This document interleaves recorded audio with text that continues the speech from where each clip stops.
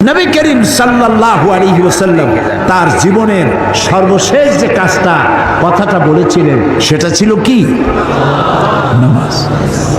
ইন্তেকালের 5 দিন আগে প্রচন্ড জ্বর হলো, মাথায় যন্ত্রণা হলো, বারবার বেহুশ হয়ে পড়েন।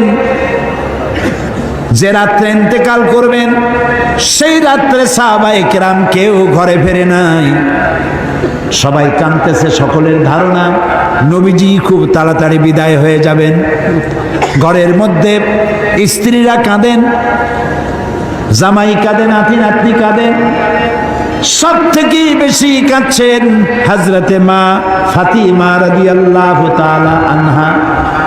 রাসূলুল্লাহর হুশ এলো, হযরত ফাতেমার কান্না দেখে কাছে ইশারা করে ডাকলেন, কানে কানে কি যেন বললেন। হযরত ফাতেমার কান্না বন্ধ হয়ে গেল। হযরত আয়েশা ফাতেমাকে ডেকে বলেন, মা তোমার আব্বা জান কি তোমারে বলল, কান্না বন্ধ হলো তোমার? হযরত ফাতেমা বলেন, মা আমার আব্বা জান আমাকে কানে কানে বললেন, মা কাঁদিস না, তোর কান্না আমার বরদাস্ত হয় না। আমি তোমাকে সুসংবাদ শোনাই, আমি মরে যাওয়ার পর সবার আগে তোমার সাথে আমার দেখা হয়ে যাবে। হযরত ফাতেমা বুঝতে পেরেছেন এর অর্থ হলো রাসূলের ইন্তেকালের পরে আত্মীয় স্বজনের ভিতরে সর্বপ্রথম ফাতেমার ইন্তেকাল হবে। হয়েছিল তাই। রাসূলুল্লাহ বেহুশ হয়ে পড়লেন, আবার হুশ হলো, আবার বেহুশ হলেন। ফজরের পরে হযরত জিবরাইল এসে বলছেন, আসসালামু আলাইকা ইয়া রাসূলুল্লাহ, হে আল্লাহ রসুল, আল্লাহ আপনাকে সালাম বলেছেন আর তিনি জানতে চেয়েছেন আপনি কেমন আছেন। তিনি জানেন আপনি কেমন আছেন, তারপরেও তিনি জানতে চেয়েছেন আপনার মুখে আপনি কেমন আছেন। নবীজি বললেন, আমি বড়ই কষ্টের ভিতরে আছি, অসুস্থ আছি। হযরতে জিবরাইল বলছেন, ইয়া রাসূলুল্লাহ, একজন নতুন ফেরেশতা এসেছে আজ আমার সাথে, যে ফেরেশতা কোনো মানুষের কাছে আসার জন্য অনুমতি কোনোদিন চায় নাই আর কোনোদিন চাবেও না, শুধু আপনার অনুমতি চায় আপনার কাছে আসার জন্য। সে ফেরেশতার নাম মালাকুল মউত। হযরতে মালাকুল মউত রাসূলের অনুমতি নিয়ে রাসূলের জাসাদ মুবারকের কাছে এসে সালাম পেশ করলেন। বললেন, ইয়া রাসূলুল্লাহ, আদম আলাইহিস সালাম থেকে নিয়ে শুরু করে এই পর্যন্ত আমি যত মানুষের জান কবজ করেছি আর কিয়ামত পর্যন্ত যত মানুষের জান কবজ করব, কারো কাছে অনুমতি চাই নাই, অনুমতি চাওয়াও আমার লাগবে না। কিন্তু আজকে আসার সময় আল্লাহ রাব্বুল আলামিন আমাকে বলেছেন আমি যেন আপনার অনুমতি চাই। রাসূলুল্লাহ বললেন, মালাকুল মউত, আমি যদি তোমাকে অনুমতি না দেই? হযরতে মালাকুল মউত বলেন, ইয়া রাসূলুল্লাহ, আল্লাহ তাআলা বলেছেন অনুমতি যদি না পাও ফিরে এসো। আল্লাহু আকবার, আল্লাহু আকবার। হযরতে জিবরাইল বলেন, ইয়া রাসূলুল্লাহ, আল্লাহ রাব্বুল আলামিন আপনার সঙ্গে দিদারের ইন্তজার করতেছেন। নবী বললেন, মালাকুল মউত, তুমি তোমার কাজ শুরু করতে পারো। মালাকুল মউত যখন জান কবজ করতে যাবে, রাসূলুল্লাহ বললেন, আয়েশা একটু কাছে আসো। ওই যে সোনা ছিল কয়েক টুকরা, সোনাগুলোর খবর কি? 6 টুকরা, ছোট্ট ছোট্ট 6টা টুকরা সোনা ছিল, সোনাগুলো কই? হযরত আয়েশা বলেন, আমি তার যত্ন করে রেখেছি।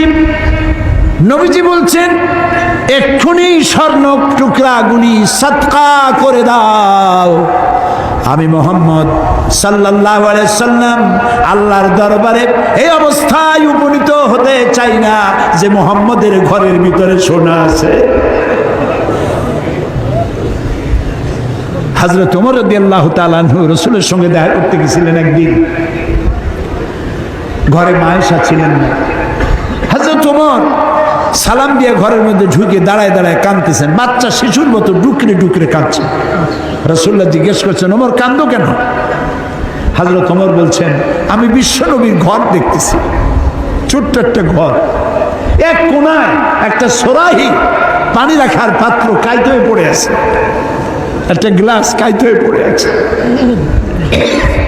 আর এক কোনায় 1 কেজি কি আধা কেজি জব পড়ে আছে, আর রাসূল শুয়ে আছেন দড়ি দিয়া বুনানো একটা খাটিয়ার উপরে, চাদর নাই, বালিশ নাই, হাত মোবারক মাথার তলে দিয়ে শুয়ে আছে, পিঠ মোবারকে দড়ির দাগ কেটে আছে।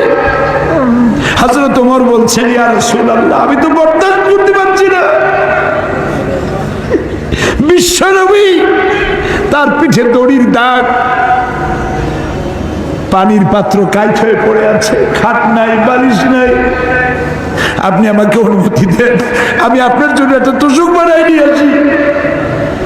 রাসূলুল্লাহ বললেন ওমর আমি তো দুনিয়ায় শান্তি করতে আসি নাই, আমি যদি ওহদ পাহাড়কে বলি ওহদ আমার জন্য সোনায় পরিণত হয়ে যা, ওহদ পাহাড়টাই সোনা হয়ে যাবে, শান্তি করতে আসি নাই। নবীজি বললেন আয়েশা রে সোনাগুলি বিতরণ করে দাও, সাদকা করে দাও। মালাকুল মউতকে বললেন তুমি তোমার কাম সারো। জান কবর শুরু হয়ে গেল। নবীজি জীবনের শেষ কথা মুখ থেকে উচ্চারিত হলো আসসালাত আসসালাত ওয়া মা মালাকাত আইমানুকুম, ও আমার উম্মতেরা নামাজ নামাজ।